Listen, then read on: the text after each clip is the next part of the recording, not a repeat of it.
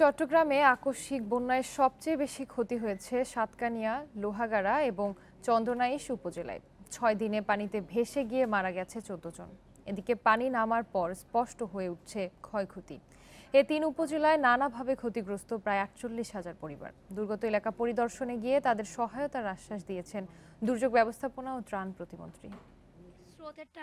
আরও জানাতে চট্টগ্রাম থেকে যুক্ত হচ্ছেন সহকর্মী অনুপম শীল। অনুপম, বন্যার পানি নেমে যাওয়ার পর ক্ষয়ক্ষতির পরিমাণ কেমন দেখছেন, আর বন্যা দুর্গতদের সহায়তায় কি উদ্যোগ নিয়েছে স্থানীয় প্রশাসন?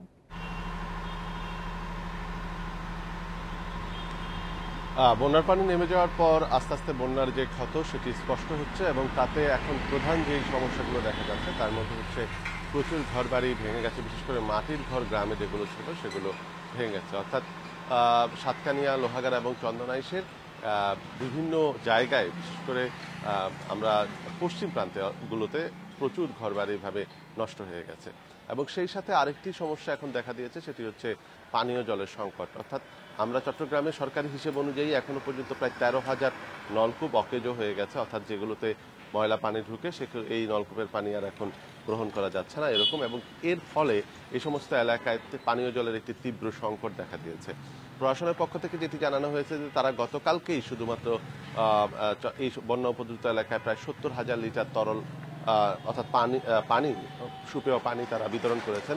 এছাড়া বিভিন্ন স্থানে তারা ২ লাখ পানি বিশুদ্ধকরণ ট্যাবলেট ইতিমধ্যে বিতরণ করেছেন। এবং এগুলো এই যে পানীয় জল এবং পানি বিশুদ্ধকরণ ট্যাবলেট এটি অব্যাহতভাবেই যারা এখানে বন্যা দুর্গত আছেন তাদেরকে দেয়া হবে বলে জেলা প্রশাসনের পক্ষ থেকে আমাদেরকে জানানো হয়েছে। তবে আরেকটি বিষয় যে এখন আসলে খাবারেরও একটু সংকট আছে, বিশেষ করে সাতকানিয়া উপজেলা আমরা দেখেছি যে সেখানে প্রচুর ঘরবাড়ি ডোবার সাথে সাথে সেখানে কৃষকের গোলা ডুবে গেছে এবং কৃষকের গোলায় যে সমস্ত ধান রক্ষিত ছিল, চাল রক্ষিত ছিল, সেগুলো নষ্ট হয়ে গেছে। এর ফলে তারা সেখানে একটি খাবারের সংকটও ইতিমধ্যে বা গ্রামের মানুষজন পড়েছেন। সেক্ষেত্রে জেলা প্রশাসন এবং ত্রাণ ও দুর্যোগ মন্ত্রণালয়ের পরিচালনায় বা ব্যবস্থাপনায় যে সমস্ত ত্রাণ দেওয়া হচ্ছে সেটি যথেষ্ট নয়, এটি আমাদের কাছে এলাকাবাসী এক ধরনের অভিযোগ করেছেন। আরেকটি তথ্য জানাতে চাই, ইতিমধ্যে চট্টগ্রাম অঞ্চলে এই বন্যায় এখনো পর্যন্ত ৪৯ জনের মতো প্রাণহানি ঘটেছে। এর মধ্যে চট্টগ্রামে ১৮ জন এবং সবচেয়ে বেশি প্রাণহানি ঘটেছে কক্সবাজারে ২০ জন, রাঙামাটিতে ৩ জন এবং বান্দরবানে ৮ জন। একটি বিষয় লক্ষ্য করার মতো যে এই সমস্ত যে ৪৯ জন মারা গেছেন এদের মধ্যে উল্লেখ করার মতো একটি সংখ্যা হচ্ছে শিশু, অর্থাৎ ১০ বছরের নিচে যে বয়সী বাচ্চারা আছেন তাদের এই ৪৯ জনের মধ্যে এই শিশু সংখ্যাটি উল্লেখ করার মতো। অর্থাৎ বোঝা যাচ্ছে যে শিশুদের প্রতি নজর রাখার একটু ঘাটতি এই চলমান বন্যায় ছিল। চট্টগ্রাম থেকে বন্যা পরিস্থিতির খবর জানাচ্ছিলেন সহকর্মী অনুপম শীল। এখন বিকাশ অ্যাপেই পাবেন দেশের প্রথম ডিজিটাল লোন।